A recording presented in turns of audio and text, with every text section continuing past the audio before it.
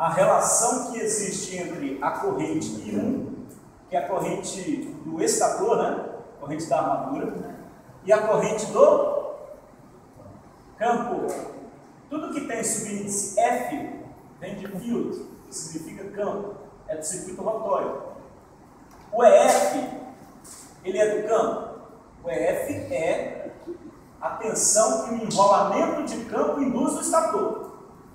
Mas ele está presente no estator, mas induzido pelo rotor. Então veja,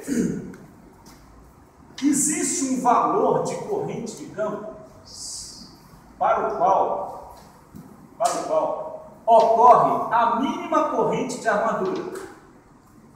Então existem várias curvas que nós podemos representar em uma curva EMV teórica que mostra o seguinte: existe um certo valor de corrente de campo para a qual a corrente na armadura é mínima. Então, se a máquina está vazia, para essa corrente de campo, a corrente de armadura é zero. Se ela tem uma certa carga, para essa corrente de campo, a corrente de armadura é mínima. E aí vai. Nós podemos ter várias curvas aqui dependendo da intensidade da carga. Nós queremos dizer aqui o seguinte: existe uma curva aqui que representa a característica da máquina em regime permanente de geração de potência reativa. A partir deste valor, aumentos da corrente de campo implicam em gerar reativo capacitivo. Abaixo desse valor de corrente de campo, a máquina opera como indutiva. Então, abaixo desse valor, a máquina é indutiva. Acima desse valor, ela é capacitiva. Sem carga para essa curva aqui ou com carga para essas outras curvas. Se a carga aumentar, eu coloco outras curvas. Ok? Então, existe um valor de corrente crítica em ampere, corrente do rotor. Acima desse valor, a máquina está sobreexcitada. Abaixo desse valor, a máquina está subexcitada. Vocês se lembram do ensaio, do exercício que nós fizemos aqui na aula passada? Considerando a máquina vazia? Estão lembrados? Se a gente aumentar o EF com a máquina vazia, se a gente aumentar o EF acima do VT, a máquina passa a girar reativa, a corrente fica capacitiva. Ela vale um determinado valor em amperes, cujo ângulo é mais 90 graus. E se a gente diminuir o EF abaixo do VT, a corrente no estator fica com um determinado valor, porém o ângulo da corrente é de menos 90. Então, uma máquina simples trabalhando a vazio, ela pode funcionar como um capacitor, por isso chama de capacitor simples.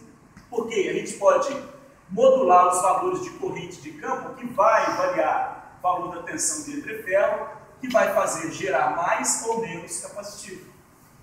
Então, a máquina simples, operando a vazio ou em condições de carga, pode gerar, além de potência ativa, também potência reativa. Tá ok?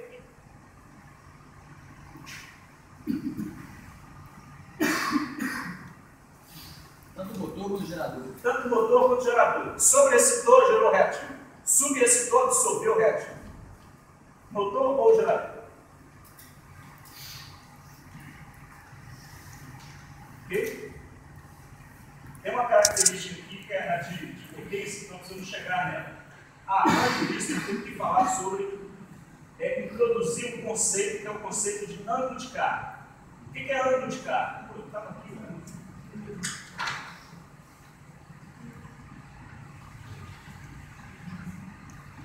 O que é ângulo de carga, pessoal? Hein?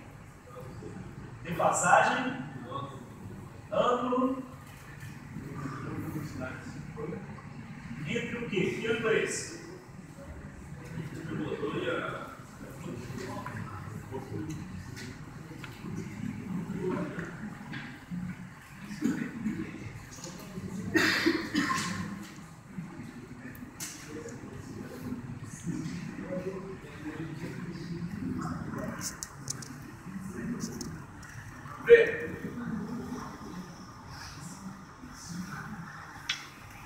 Que estrutura é esta aqui? Não estou representando. Estator. Essa estrutura aqui abaixo é rotor. O estator, ele é responsável pela geração do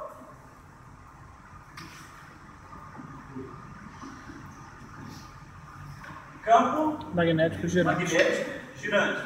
Ou seja, geração dos polos na superfície do estator. E esses polos estão girando. A velocidade de giro desses polos que o estator está gerando depende de quê? A velocidade desse campo. Frequência. Qual frequência? Frequência da corrente do estator. Porque esse campo girante é criado pelo estator. Existe um campo magnético girante criado pela máquina simples como motor, existe um campo magnético criado pelo ou como gerador. A diferença é que, no caso de motor, nós aplicamos tensão alternada nos enrolamentos trifásicos, dentro daquela simulação nativa. E aí a gente gera na superfície do estator o campo magnético girante. E como gerador? Como gerador, o que existe no estator não é tensão aplicada, é carga elétrica. Então, a princípio do gerador, com o rotor sem excitação, não existe campo magnético girante criado no estator. Só quando nós alimentamos o rotor, circula corrente no rotor, gera fluxo no rotor, fazemos o rotor girar, e esse giro, esse fluxo girando, induz tensão no estator.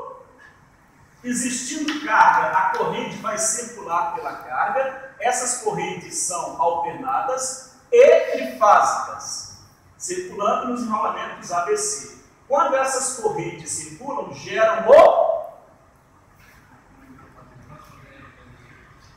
Correto? Beleza. Então, como motor, a gente excita o rotor e alimenta o estator com tensão trifásica alternada. Isso faz com que o estator gera na superfície do rotor polos norte e sul, e esses polos giram. E ao girar, eles atraem os polos contrários do rotor. É o que faz o rotor girar. Mas ambas as máquinas têm campo girante. Só que o campo girante do gerador, ele só aparece quando a corrente de carga circula. Então, se nós estamos com uma aplicação como motor, por exemplo, nós alimentamos as bobinas do estator e as bobinas do estator sob corrente geram esses campos magnéticos com P número de polos, né? P polos. Então vejam, o polo sul do estator atrai o polo norte do rotor. O polo norte do estator atrai o polo sul do rotor. O ângulo entre um determinado polo do estator e o seu par no rotor, o par dos polos sempre são polos contrários, né? Então o ângulo entre um polo do estator e o seu par no rotor é chamado ângulo delta. Esse símbolo grego é o ângulo, é a letra grega delta minúsculo, né? Aquele triângulozinho é o delta maiúsculo. Então o deltinha ou delta, ele é chamado de, ele caracteriza aqui o ângulo de carga.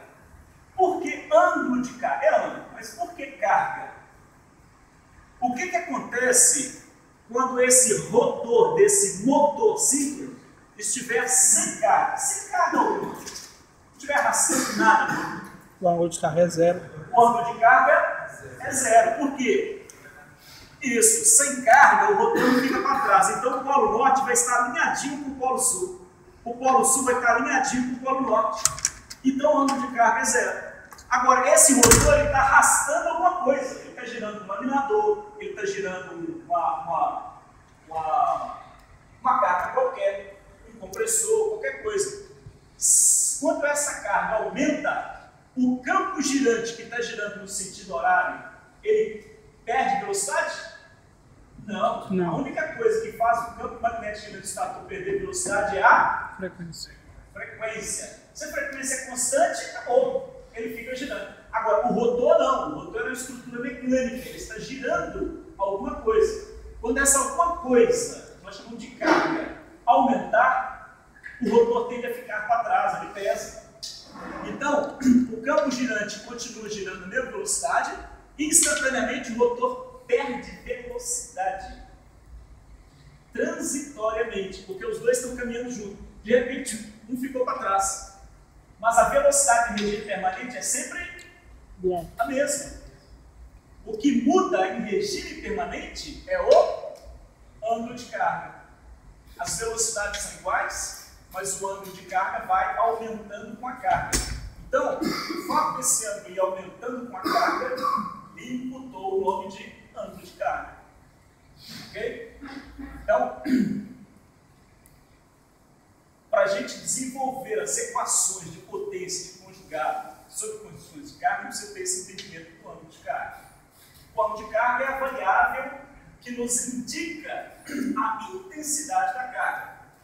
Né? Então, nós podemos calcular o ângulo de carga pela carga, podemos calcular a carga pelo ângulo de carga. Depende de qual variável a gente conheça primeiro. E esse ângulo de carga ele é facilmente mensurável no sistema de acionamento elétrico no motor simples. Esse ângulo de carga ele existe para gerador? Não. Não? É. Aqui está falando de motor, né? Criou o campo girante está na frente dos campos do rotor. Acho que existe, hein? E como gerador? É o contrário. Como gerador, o rotor ele está adiantado em relação ao campo girante do estator. Por quê? Como gerador. No gerador, só vai aparecer campo girante quando? Quando circular corrente.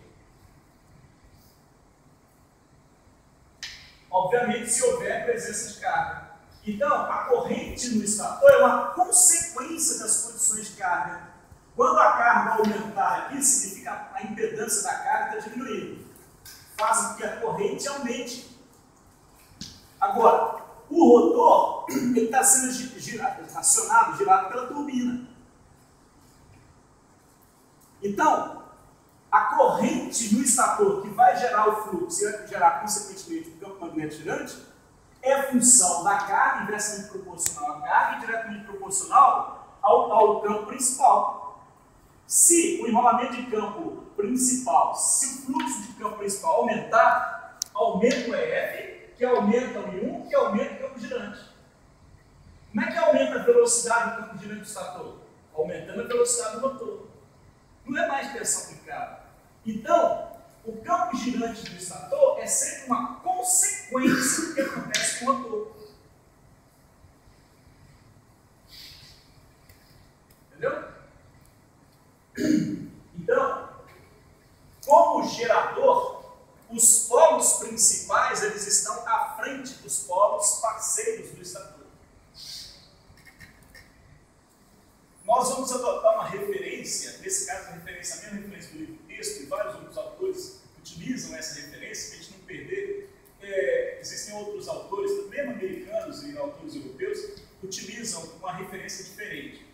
A referência que o Fitzgerald usa, Del Toro usa, PC100 utiliza e vários autores utilizam, que é o que nós vamos adotar, é aqui a relação do ângulo de carga, que o ângulo de carga é o ângulo do rotor menos o ângulo do estator, porque a referência é gerador.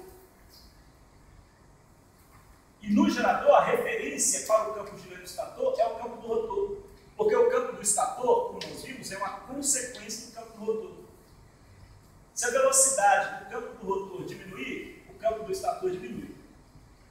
Então ele está sempre atrasado em relação ao campo rotório. Então, a referência é sempre o ângulo do rotor menos o ângulo do estator. Nesse caso, esse ângulo delta é positivo ou negativo? Para esse exemplo, aplicação de motor. Positivo? Positivo? Negativo. Ah, está gerando para outro lado. Por quê? Porque nessa condição, o campo do gerador, o campo do rotor, está atrasado em relação ao campo do estator. Ok?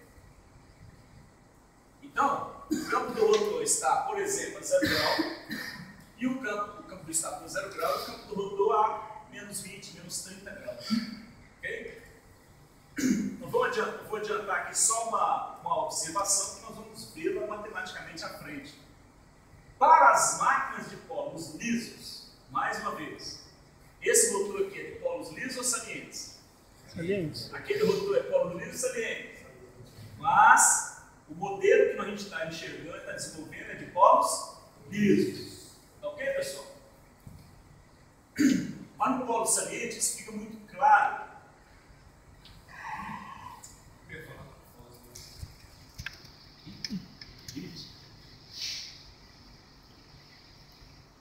Pediu raciocínio.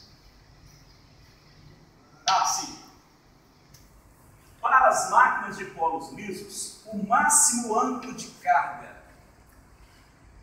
que se pode ter sem perder a estabilidade, ou seja, dentro do regime de estabilidade, é de um ângulo delta igual a 90 graus. Então, o ângulo delta máximo é 90 graus. Acima de 90 graus, o campo girante estatórico ele não consegue mais arrastar o rotor como o motor, e o campo rotório não consegue mais arrastar o campo estatórico como gerador. Então, o máximo ângulo de carga para esta funcionalidade, esse tipo de operação, numa máquina de polos lisos é 90 graus. Máquinas de polos salientes é um pouquinho menor do que 90 graus, mas ele suporta torques instantâneos mais elevados. A gente vai ver aí, vai ver adiante. Vê, aqui na simbologia eu gostei desse desenho, um desenho de um livro que fala sobre transitório em máquina cíclica. Depois eu passo o nome desse livro para você. É muito interessante. Mas ele traz aqui, olha, essa simbologia aqui, na verdade ela não existe, né? Vou fazer uma analogia com uma mola, não é nenhuma indutância, uma reatância, isso é uma mola. Ela existe? Não, não existe. Ele está mostrando só o efeito. O que acontece no motor síncrono que está em condição de carga? Quando ele está vazio, os polos contrários estão alinhadinhos. O ângulo de carga é zero. O que acontece quando a carga mecânica que esse rotor está acionando aumenta? O polo fica para trás, não é assim? O rotor fica para trás. Beleza. Então, existem aplicações, chamadas aplicações heavy duty, aplicações pesadas, de variações elevadas em curto espaço de tempo, que tenham transitórios elevados, como laminadores, por exemplo, em que essa máquina é muito aplicada. Existe certa situação que o rotor fica rodando a vazio, a máquina está rodando a vazio, quando de carga praticamente zero. De repente, a carga aumenta em degrau. Então, a carga aumenta transitoriamente em uma taxa muito alta. Isso faz com que o rotor ele se afaste do campo girante bruscamente. Bruscamente. E aí, a partir de um certo ponto, quando a carga cai, ela cai bruscamente. Então, quando a carga cai bruscamente, a corrente do estator está alta, porque a carga está elevada. A excitação do motor é máxima, então está gerando os polos com máxima intensidade. Imagina um motor síncrono de alta potência que esteja com um ângulo de carga como esse, de um momento para outro, transitoriamente, rapidamente, a carga some. O que acontece? Qual o transitório que acontece? Esse rotor acelera rapidamente em direção ao polo contrário. Então, esse polo norte acelera rapidamente porque ele quer ficar alinhadinho com o polo sul. O polo sul quer ficar alinhadinho com o norte. Aí vai. Só que quando ele acelera e ele chega aqui, ele para, fica quietinho e caminha junto? Não, ele passa. Opa, passou, ele quer voltar. Aí ele fica, está girando, né? Está girando, mas balançando em torno do polo. Então há uma variação do ângulo de carga, uma variação transitória muito brusca. O que para certos tipos de motores, grande porte de cargas, isso é inadmissível. Vocês imaginam uma máquina como essa de 5, 7 MVA, motor, com essas variações bruscas de carga. Né? Variações bruscas. Então, isso pode fazer quebrar o sistema de acoplamento ou fadigar o sistema de acionamento. Né? Se não quebrar no primeiro momento, através de fadiga, quebra posteriormente, mas a vida útil diminui e aí tem a chamada morte súbita. Né?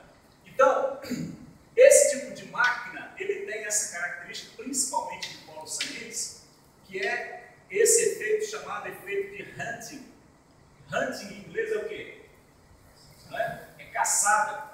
Então, os polos, eles têm esse efeito de caçada dos polos contrários e gerando essa oscilação transitória. Isso é perigoso para a máquina. Então, existem certas características que motores de grande porte precisam ter, que são barras na estrutura, na face superior dos polos, que ajudam a minimizar, a amortecer essas oscilações de entrada e saída de carga. Por isso que esses enrolamentos são chamados enrolamentos amortecedores. Vamos ver pela frente. Todo motor de grande porte precisa ter esse tipo de enrolamento. Okay? Bom, pessoal, nós já chegamos no circuito equivalente e nós precisamos avançar nesse circuito. Então, na página 45, tem o desenvolvimento dele, das equações de potência desenvolvida para a máquina simples. Eu peguei essa ilustração do Fitzgerald. Nós podemos utilizar ilustrações mais comuns. É uma ilustração muito típica de sistemas de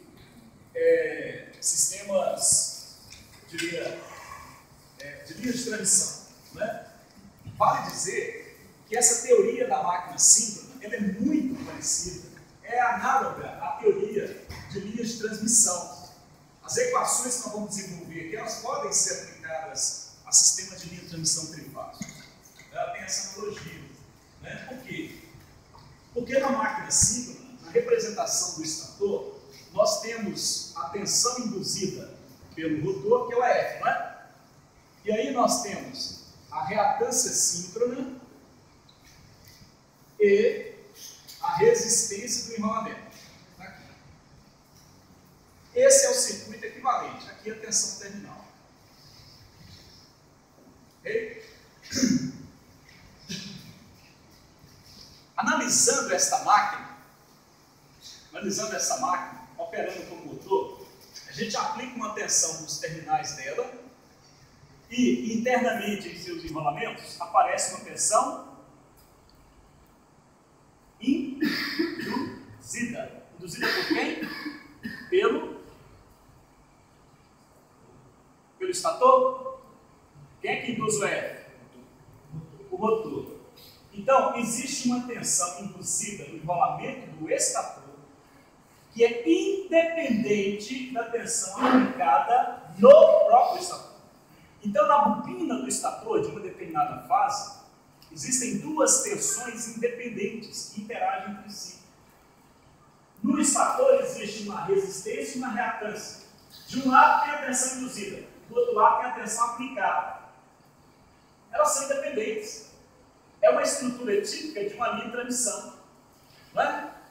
Então, a gente tem aqui a tensão de Belo Horizonte e a tensão do Vale do Aço. E a linha de transmissão, essa linha de transmissão tem resistência e tem reatância. É a mesma teoria, a mesma aplicação.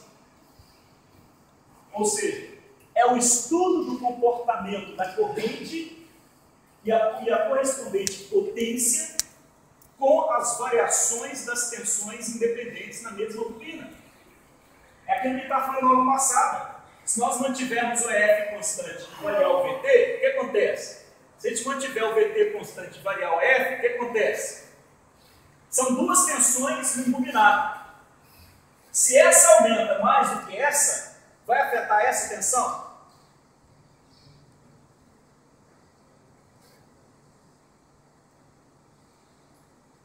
Nós fizemos um ensaio na nossa máquina, operando como motor. Eu aplico uma tensão aqui do laboratório, aplico uma tensão trifásica naquele motor. E aplico uma outra tensão contínua no rotor. Essa tensão contínua no rotor induz essa tensão alternada no estator. Então são duas tensões no mesmo bobinado do estator. Se eu variar a corrente do rotor, vai variar essa tensão. Vai variar a tensão do laboratório? Não. E com o gerador? Vamos fazer uma prática dessa, interligação com a rede, com a CEMIG. Quando nós interligarmos a nossa máquina, vamos fazer aqui, o motor de corrente contínua vai fazer o papel da turbina. Nós vamos girar o rotor, excitar o enrolamento do rotor, vai induzir o EF. E aí nós vamos conectar o estator dos terminais, vamos conectar na rede da CEMIG, na concessionária. Quando eu sobreexcitar o rotor, vai gerar mais fluxo. Vamos manter a velocidade constante, vai aumentar o EF. Se aumentar o EF tensão nos terminais do gerador? Aumenta, pessoal? Por que não aumenta? Por quê? Porque esses terminais vão estar ligados na rede, na CI. Como que eu consigo, através de uma tensão gerada, num geradorzinho de 4, 5 kVA, variar a tensão da rede, cuja potência nessa instalação passa de 1 MVA? Esse barramento, quando os geradores simples estão trabalhando interligados, o barramento do terminal, ele tem potência infinita.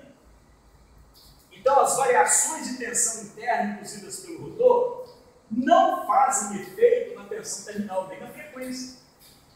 Então, o que varia? Alguma coisa tem que variar.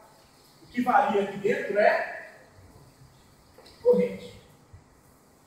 Ela aumenta de intensidade e muda de ângulo. O ângulo dela fica positivo, gera reativo, fica negativo, absorve reativo.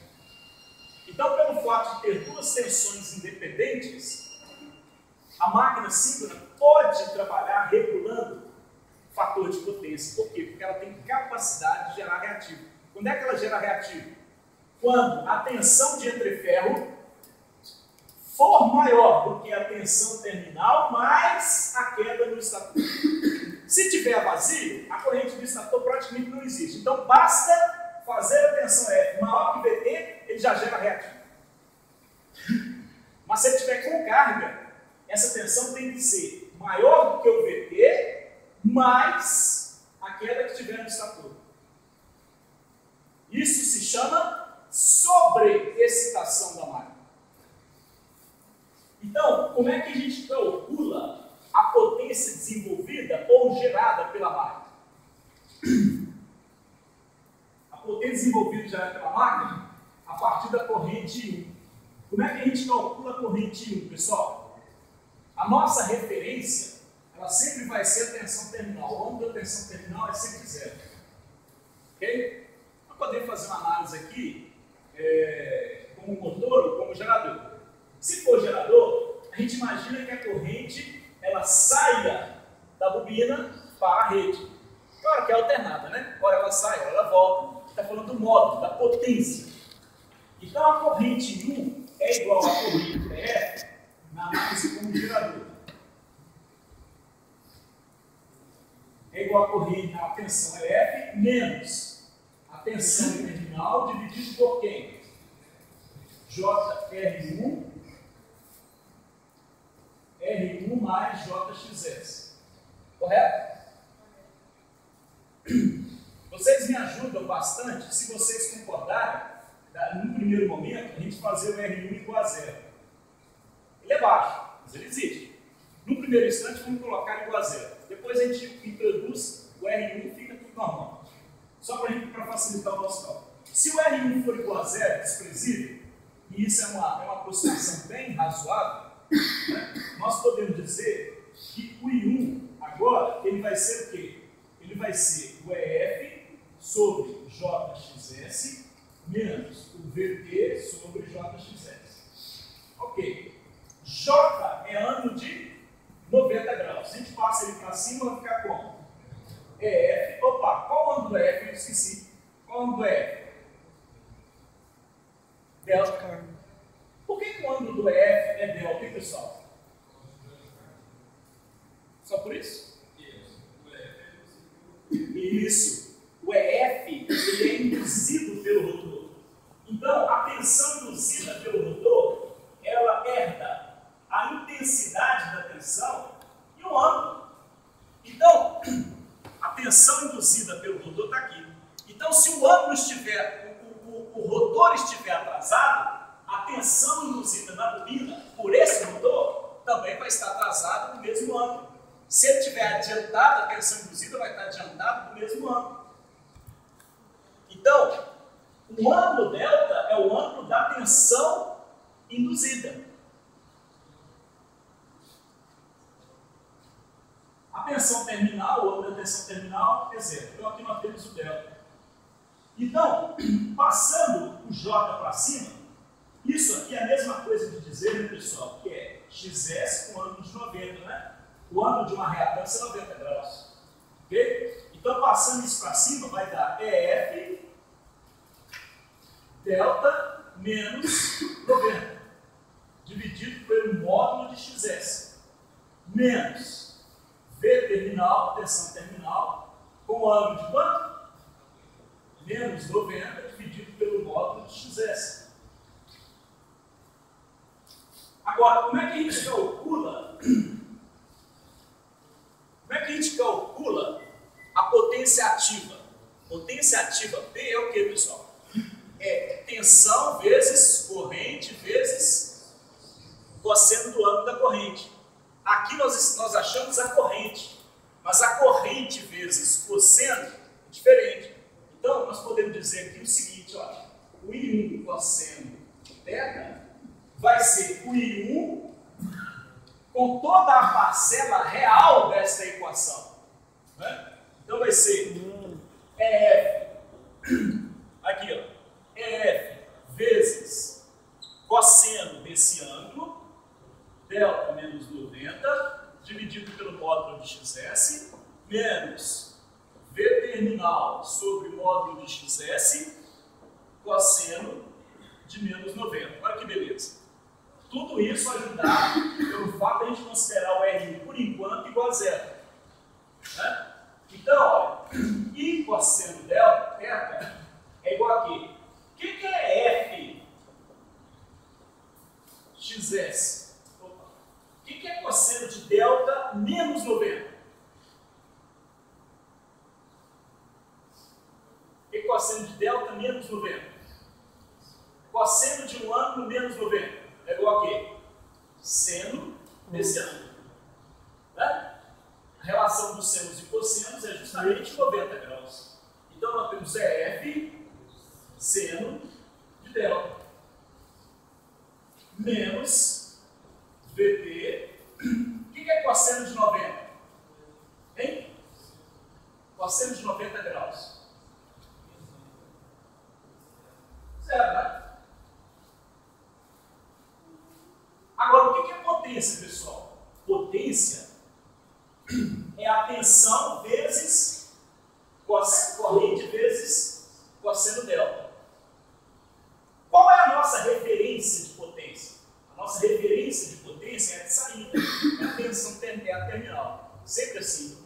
Então, vamos colocar que potência é igual a tensão terminal vezes a corrente, que eu esqueci de colocar I1, é o I1 cosseno delta. Isso vai ser igual a quê? Vai ser igual a V terminal vezes EF sobre módulo de XS seno delta. Essa equação é fundamental. Vou repetir aqui.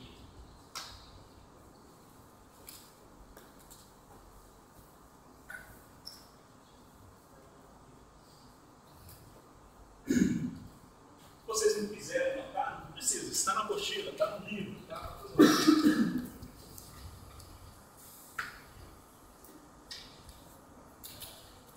Então, como é que é a característica, pessoal, de potência de uma máquina síncrona? A potência da máquina síncrona, ela está variando. A partir dessa equação, ela varia em função de quê? Qual é a variável aqui? Ângulo de carga. Ângulo de carga. Então, se a abscissa for ângulo de carga, como é que a ordenada potência se comporta? Comporta conforme uma senoide. Então, ó, ângulo positivo, ângulo negativo. Como a nossa referência é a posição motórica, para ângulos positivos, a máquina está operando como motor gerador. Ângulo positivo significa que o motor está na frente do campo girando estator. Gerador. Gerador. Ângulo negativo, motor. Então, a máquina síncrona de polos lisos. Nós estamos falando da máquina síncrona de polos.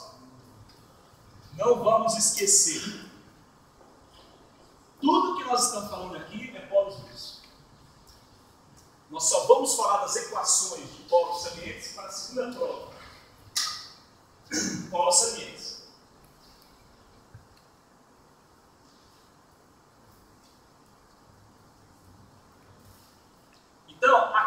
de potência em função do ângulo de carga para tubo gerador é isso. Essa equação e esse gráfico. Okay? Claro, né? Claro. Considerando que a resistência, nesse caso, é zero. Okay? A Toshiba tem um desenvolvimento com mantendo o valor da resistência. Mas a resistência dessa vai causar perda. Né? Ela tem uma perda em relação a essa potência.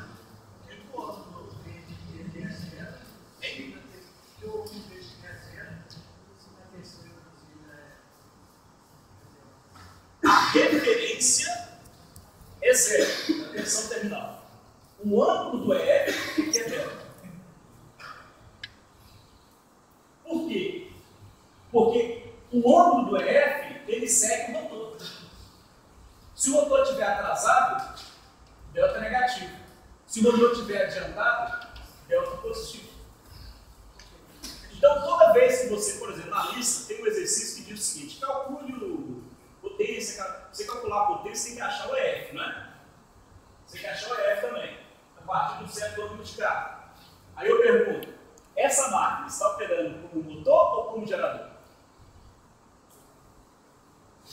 Você calculou o EF. Você calculou o módulo do EF e o ângulo do EF. O que o ângulo do EF é? É o ângulo de carga. Aí eu pergunto, essa máquina está operando como motor ou como gerador?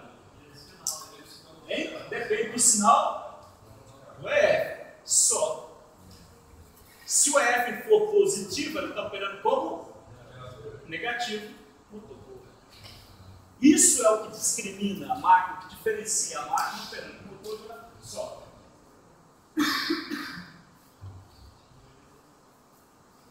Então, nós temos que observar essas duas coisas. O ângulo da tensão EF, definindo o tipo de operação motor-gerador, e o ângulo da corrente. O ângulo da corrente define o quê? Se ela está consumindo ou gerando reativo. Ok? Então, veja, pessoal, a potência que o gerador está gerando, à medida que a potência vai aumentando, à medida que o ângulo de carga vai aumentando, ou seja, à medida que a carga vai aumentando, o gerador vai respondendo, vai aumentando a potência. Só que ele vai aumentando, vai aumentando, vai aumentando, vai aumentando até a máxima potência. Então esse é o valor de potência máxima. E o motor, mesma coisa, esse é o valor de potência máxima. É o motor. Agora, até esse ponto, que ângulo é esse, pessoal? Hein? 90. Está aqui. Quando o ângulo delta for 90, seno de 90 é 1. Então a potência é maximizada. O maior valor de potência, considerando que F e mantém constante, o maior valor de potência é para delta igual a 90. E se a carga continuar aumentando? Hein? Se a carga continuar aumentando, vamos colocar uma curva de carga ali junto com a do motor. Essa curva é do motor, motor gerador, né? Lá de cá, motor, lá de cá, gerador. Vamos supor que está operando como gerador. Então a carga está aqui, ó. Essa é a potência da carga. Qual o ângulo de carga desse acionamento? Motor, desse gerador com a carga. Qual o ângulo de carga do gerador? Aqui. Baixinho, tá vendo? Por quê? Porque a carga é baixa. Aí a carga aumentou, ela veio para cá. Qual o novo ângulo de carga? Aumentou ou diminuiu? Aumentou. Opa, agora a carga aumentou, a carga está aqui agora. Qual o ângulo de carga? 90. E se a carga aumentou mais? O que acontece? Se ela aumentou mais, e já está com esse ângulo de carga, aí a potência do gerador começa a cair. A partir de 90, o gerador perde força. O motor perde força. Então, a máquina ela tem que suportar a carga até o máximo ângulo de carga. Para o motor, a situação é um pouco mais crítica, porque no motor a gente passa no estator, gerando campo girante, então ele é que é demandante. E o rotor vai ficando para trás, ficando para trás, ficando para trás, ficando para trás. Se a carga continua aumentando, carga, a força mecânica da carga, torque mecânico de carga, mas o motor perde força. O que acontece? Perde o sincronismo. Perde o sincronismo. E aí o que acontece quando o motor perde o sincronismo? O campo girante continua na mesma velocidade.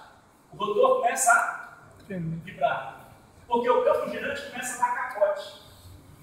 O rotor não consegue mais seguir o campo magnético girante. Passa o polo norte, o polo sul quer seguir, mas ele passa, não consegue acompanhar, a velocidade já é diferente. Ou seja, a partir de 90 graus, é o ângulo de estabilidade, de limite de estabilidade da máquina ciclo de polos lisos. Então, repetindo, qual é o limite de estabilidade da máquina ciclo de polos lisos? Delta igual a 90 graus. O que acontece a partir de delta igual a 90 graus? Perda do sincronismo. Okay? É uma condição extrema. O circuito, o acionamento do motor síncrono, ele precisa estar vigilante a essas condições de limite de estabilidade. Né?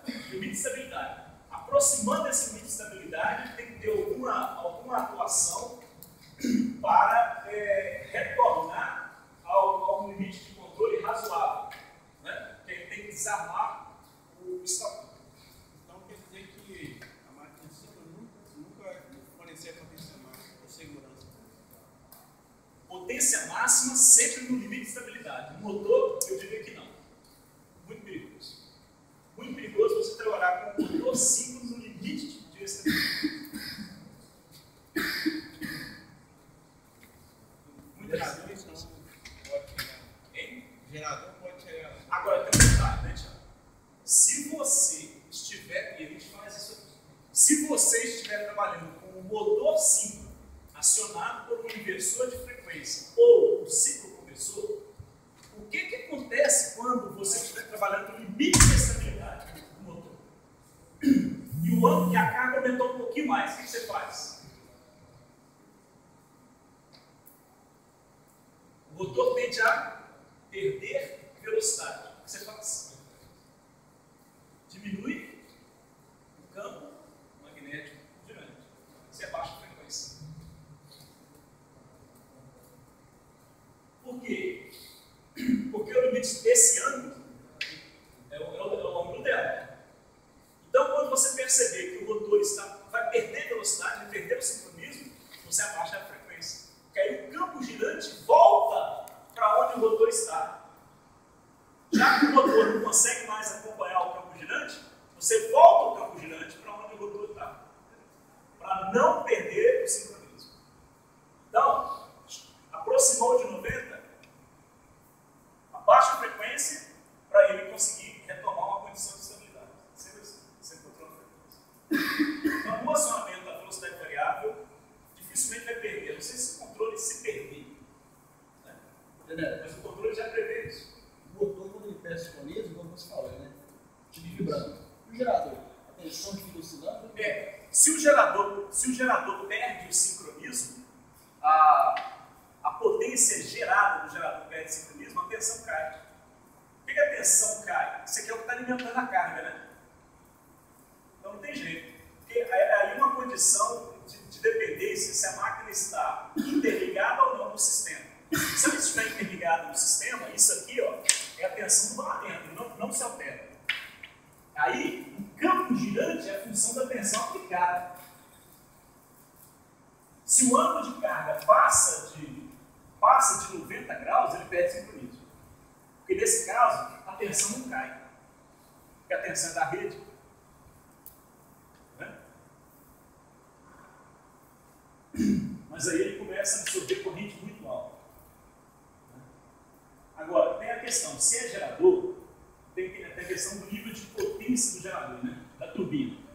Se a turbina tiver a mesma potência do gerador, então quando